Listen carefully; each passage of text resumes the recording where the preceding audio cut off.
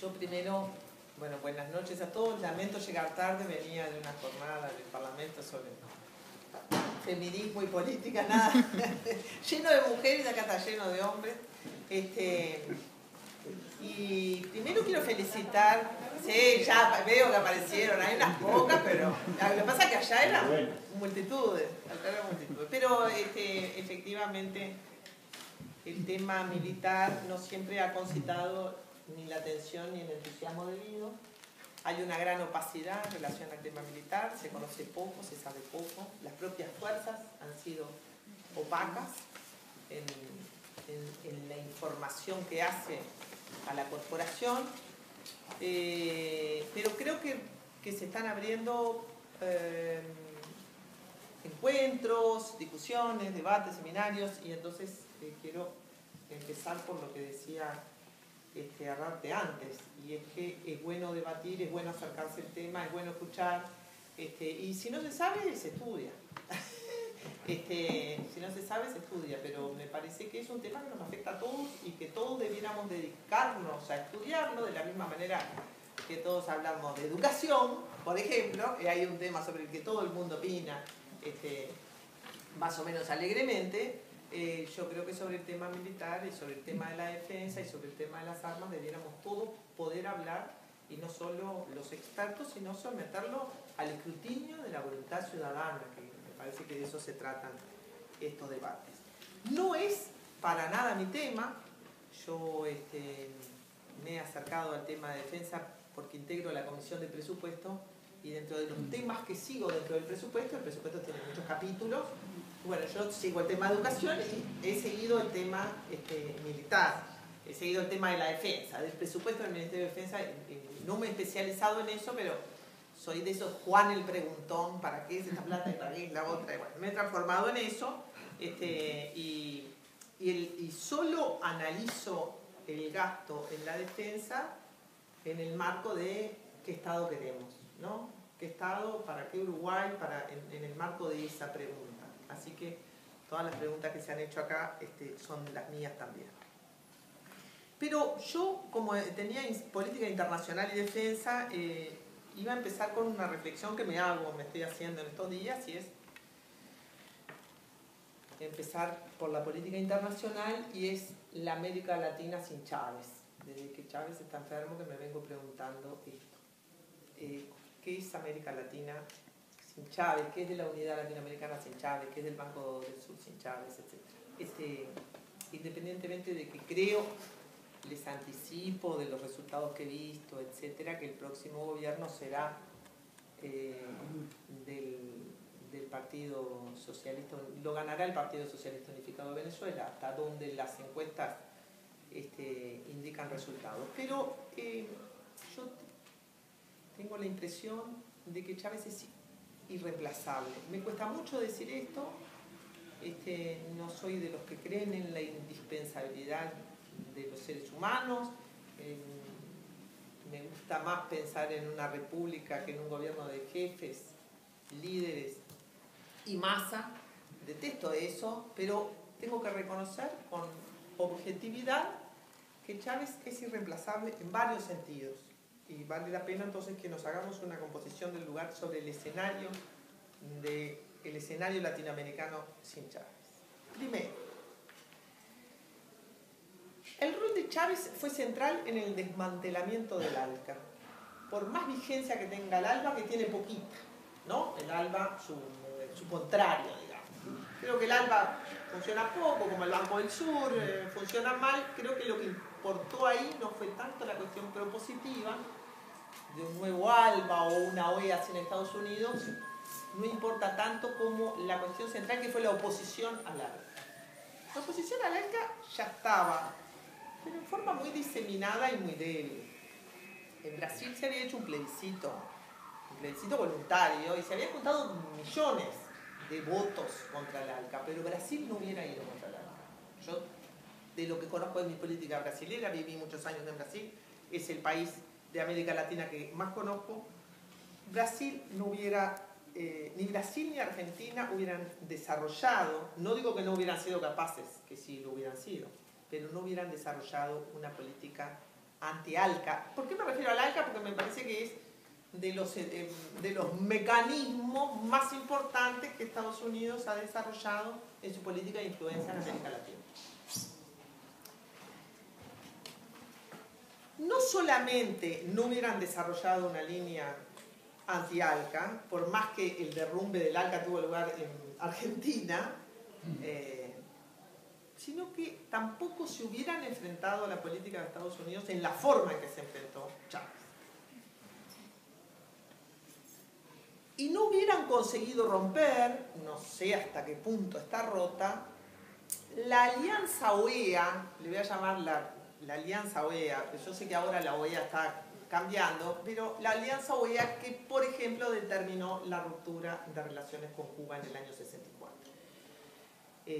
Acá de paso cañazo recomiendo el libro de mi amiga Clara Aldrigui, que se llama Conversaciones reservadas entre diplomáticos estadounidenses y políticos uruguayos, editado por el Banco Oriental. Ella va al Departamento de Estados en Estados Unidos y recopila 1000 documentos del Departamento de Estado de los Estados Unidos que son mensajes de los estadounidenses sobre nosotros, sobre, ¿no?, la gente que va a la embajada y habla, y ellos reportan todo, ¿no? Son personas organizadas, y hace una recopilación de estos documentos entre el año 64, 65 y 66, donde indaga 2 o 3 cosas importantes.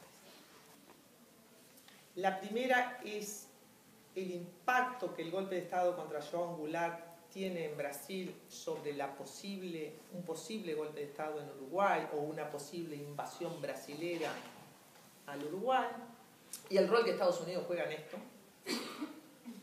La sustitución del colegiado por el presidencialismo, la reforma del 66, Estados Unidos juega un rol muy importante en esto. Ustedes saben que la tradición americana es una tradición de fuerte presidencialismo, por más que tienen un Congreso poderoso, ya ven que Obama no las tiene todas consigo, pero tienen esa tradición.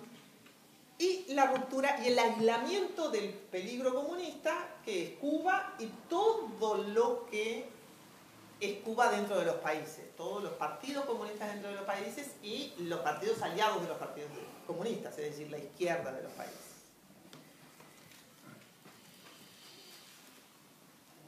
Esa alianza OEA que Quijano defenestra con terribles palabras en marcha una y otra vez, que determina la expulsión de Cuba en el año 64, me parece que marca una impronta del vínculo de los países latinoamericanos con Estados Unidos. Uruguay, en el año 64, no quiere romper relaciones diplomáticas con Cuba porque mantiene la línea del principio de la intervención, y hay un gran debate, un debate importante, que muestra que el imperialismo siempre está matizado, mediado, intermediado por la política local. Ni Uruguay, por supuesto no el Brasil de Goulart, ni Bolivia ni Chile en ese momento quieren someterse a la presión de Estados Unidos para expulsar a Cuba.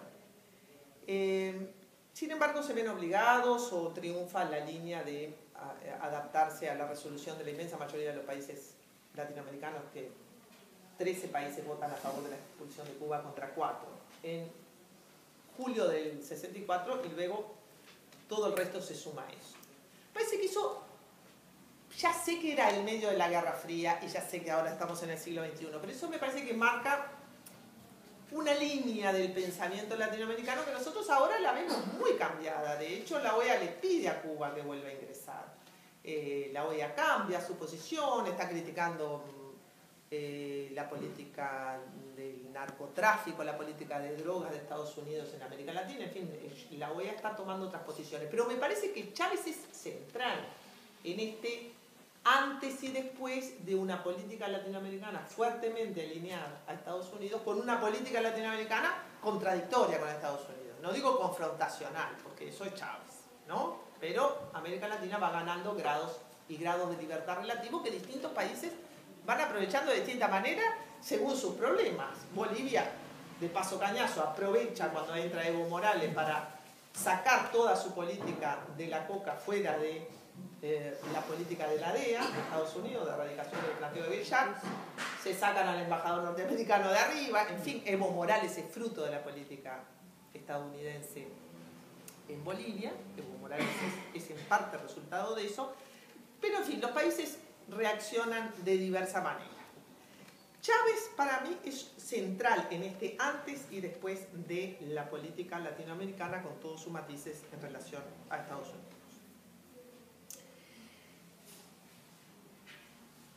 Pero Chávez no será reemplazable en esto.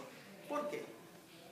El eje sudamericano, que es en este momento mucho más que América Central, el eje del mal, es decir, el eje de una política alternativa o una política no alineada a Estados Unidos, está conducido por Brasil y Argentina, ¿no? Todo lo que es UNASUR, la Unión Sudamericana de Naciones, el Banco del Sur, eso es América del Sur. Por ahora no estamos en América Latina, el reforzamiento ha sido hacia América del Sur.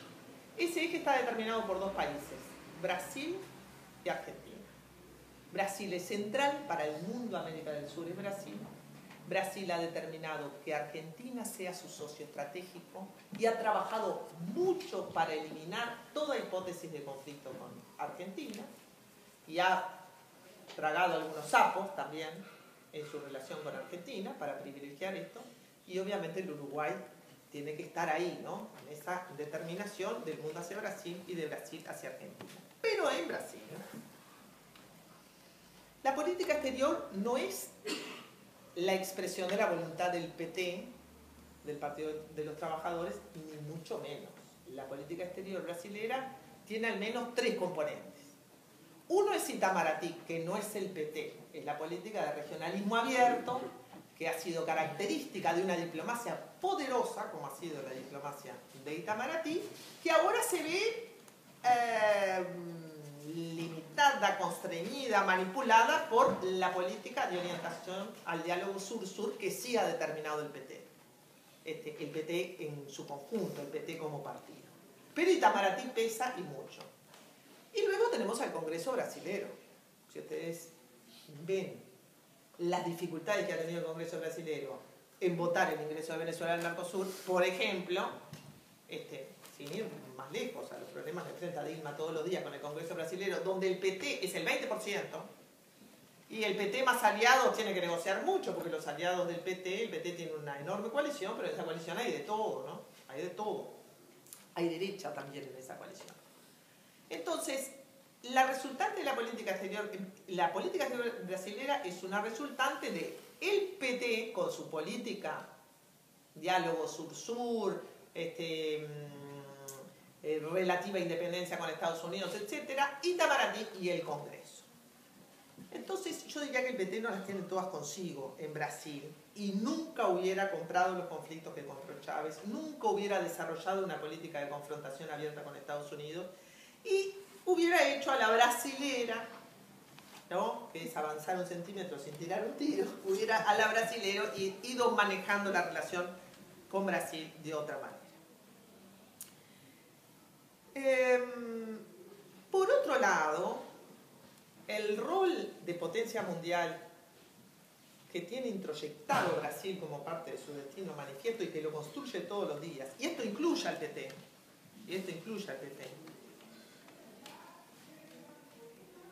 diría yo que le impide seguir una política a los Chávez, ¿no? Porque hay ciertos sacrificios que se deben pagar para estar en el club de los grandes.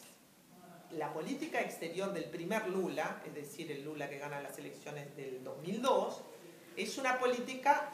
El primer Lula fue debe haber sido el presidente brasileño que más viajó por el mundo. Fue una política destinada a armar la imagen de Brasil en el mundo, usando para eso su propio carisma personal. Ahora hay otro presidente más pobre del mundo que es Mujica, pero en aquel momento Lula era el obrero que le faltaba un dedo, el metalúrgico que había llegado a presidente, no solo usando entonces su carisma personal, sino que también trabajó mucho para ganar un asiento en el Consejo de Seguridad de Naciones Unidas. Quiere decir que Brasil además tiene otro proyecto, y es su proyecto Potencia Mundial, lo cual también le coloca límites a una postura a lo Chávez. Alcanza con ver la forma en que ha invertido Brasil y ha invertido Venezuela en América Latina. Brasil es el principal país de América Latina inversor de otros países latinoamericanos, como nosotros, ¿no?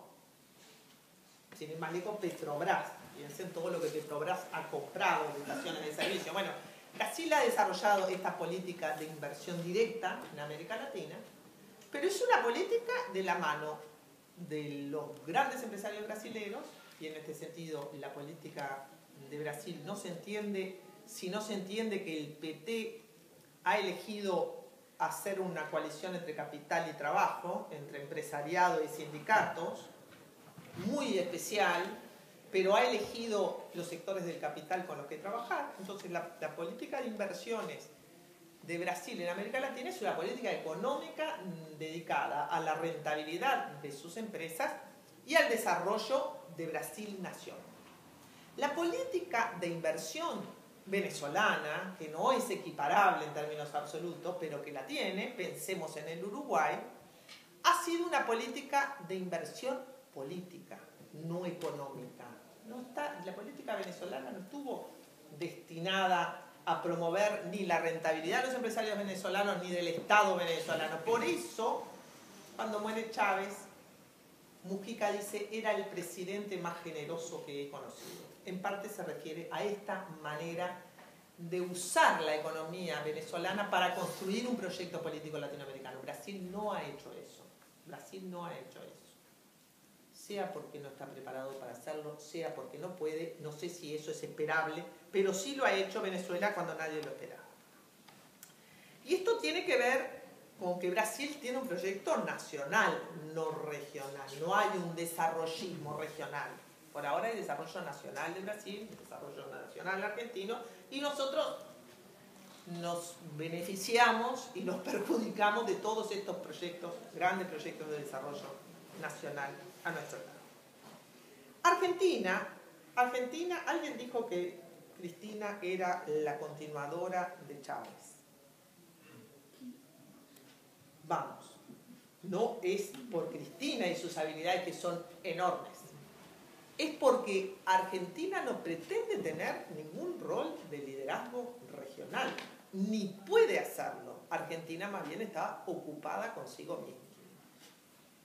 Diría yo que el 99% del tiempo, y los problemas que compra a nivel regional, como el que compró con nosotros con las plantas de celulosa, solo pueden ser entendidas en el marco de la política interna argentina y de los líos que Argentina tiene adentro y de la índole de las confrontaciones políticas que se dan al interior de Argentina. Chile, Colombia y Perú han decidido desarrollar la Liga del Pacífico y tienen sus tratados con Estados Unidos, han privilegiado la relación con Estados Unidos. Colombia sufre la política de Estados Unidos en relación a las drogas en su propio territorio, de la misma manera que la sufre México, lo cual a veces les da algunos grados de libertad. No es lo mismo Santos que Uribe, pero tampoco es lo mismo esta Colombia que la Colombia de hace 10 años. Pero yo diría que Chile, Colombia y Perú están en otra. No quiere decir que no puedan ser aliados potenciales en algunas cosas.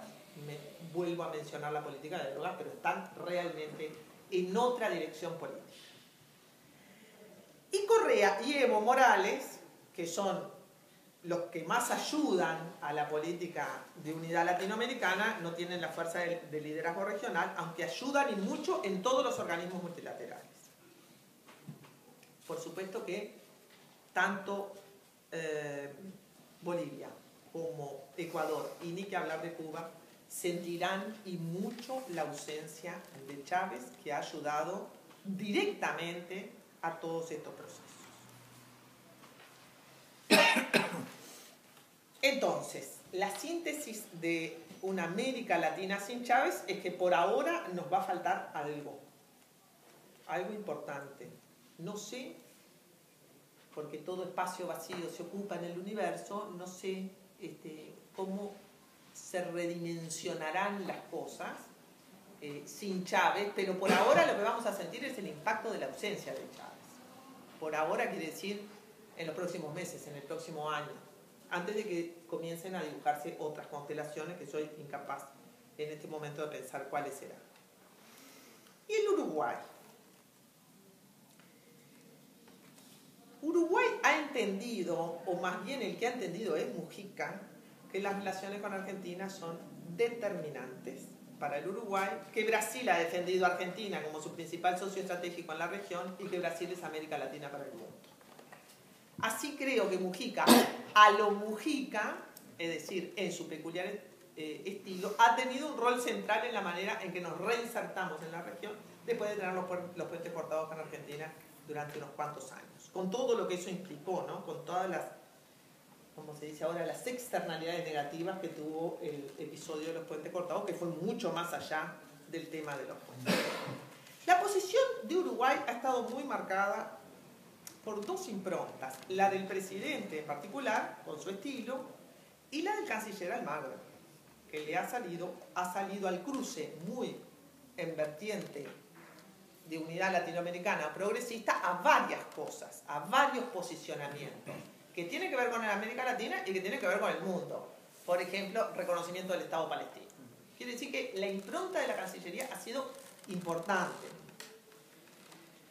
Y también la propia visión del que fue hasta ahora el partido mayoritario dentro del Frente Amplio, que es el MPP, y su grupo de política internacional, que también ha tenido una posición bastante más a la izquierda que el promedio del Frente Amplio. Primero, que es el grupo mayoritario hasta ahora, porque ahora ya no lo es, y después porque está el hecho de ya no ser el grupo mayoritario, ni que el próximo presidente es claro que no va a ser del MPP, van a hacer que el péndulo vuelva hacia el centro, pero me voy a referir a eso un poquito más tarde. La propia CARIFA, que es la Comisión de Asuntos Internacionales del Frente Amplio, también ha marcado una posición, creo que todavía está Mazarovich, ha también marcado una posición, yo diría que un poquito corrido a la izquierda respecto de lo que es el promedio de la sensibilidad en materia de política exterior del Frente Amplio.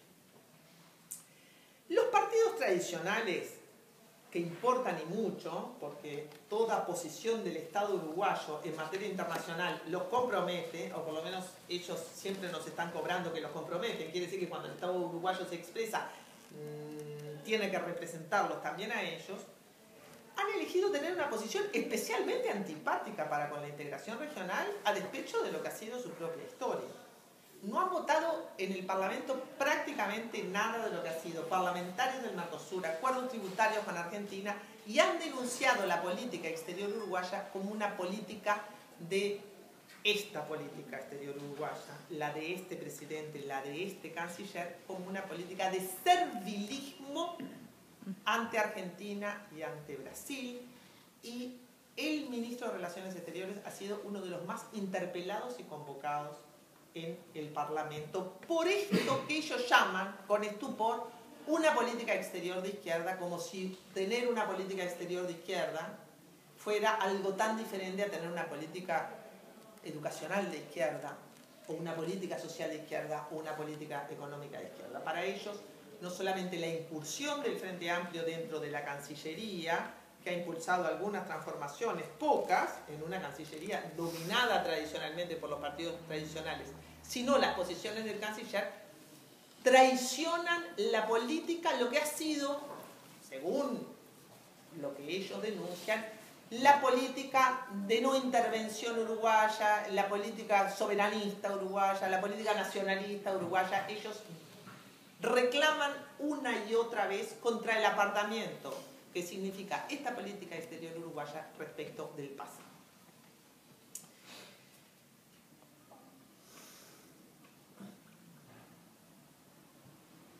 En síntesis, el cambio de gobierno que el Uruguay va a experimentar en el año 2014 puede debilitar la posición del gobierno en relación que estuvo en línea con el eje Venezuela, Argentina, Brasil en estos últimos 3 años. ¿Sí? Bien. Es decir, todo esto, al panorama regional complicado, enfrentamos esta conducción, este futuro de la conducción política. Ahora vamos a las Fuerzas Armadas y la política exterior uruguaya. El Frente Amplio, como partido, no resuelve aún el contradictorio que tiene en relación al tema de las Fuerzas Armadas. Esto se manifiesta tanto en haber desarmado la comisión, la Comisión Especial y Permanente. La Comisión Especial y Permanente del Frente Amplio, aunque se ha creado ahora una unidad temática para estudiar los temas de defensa, pero que no tienen los alcances de una Comisión Especial y Permanente. Quiere decir que el desmantelamiento de la Comisión Especial y Permanente, creo que lo primero que evidencian es el contradictorio que la fuerza de gobierno tiene con respecto a este tema de las Fuerzas Armadas.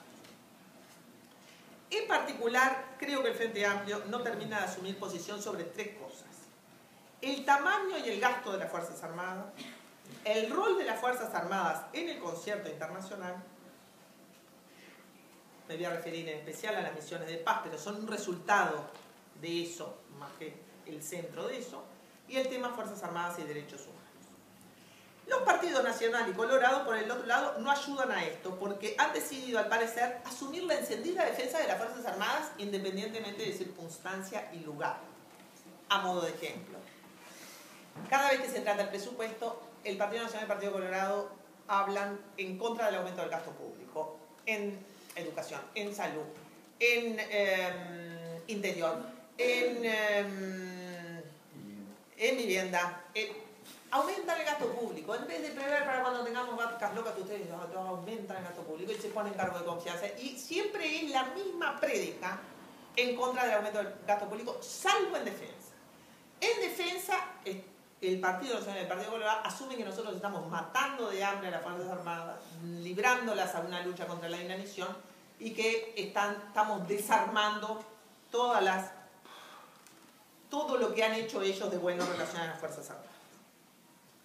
¿Por qué para mí los partidos tradicionales han asumido esa posición en relación a las Fuerzas Armadas? Es un misterio. El Parlamento solo discute sobre las Fuerzas Armadas o sobre la defensa en ocasión del presupuesto. Y de los que discuten en ocasión del presupuesto somos tres gatos locos.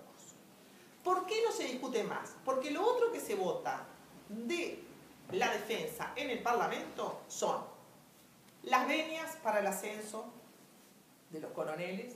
Ahí simplemente viene una hoja con una carrera mínima en una página, y las venias además se acuerdan, porque las venias requieren una mayoría especial y se votan, no digo que a tapa cerrada, pero las venias nunca dan lugar a discusión, además porque el nombre de las personas está en juego, a ninguna discusión sobre el rol de las Fuerzas Armadas.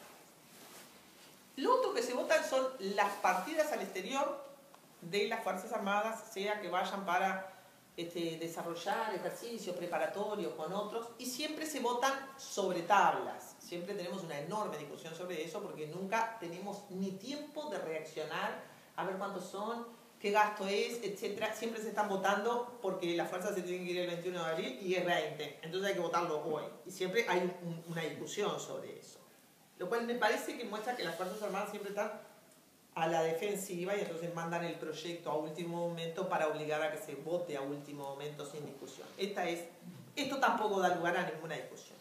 Ha dado lugar a discusión sobre el tema de las Fuerzas Armadas el presupuesto y la misión en Haití. La última misión en Haití, no las anteriores. En el Parlamento, lo que llega del presupuesto de las Fuerzas Armadas, como decía Rarte, es toda la cuestión escalafonaria, porque como el Parlamento es el que tiene que fijar el número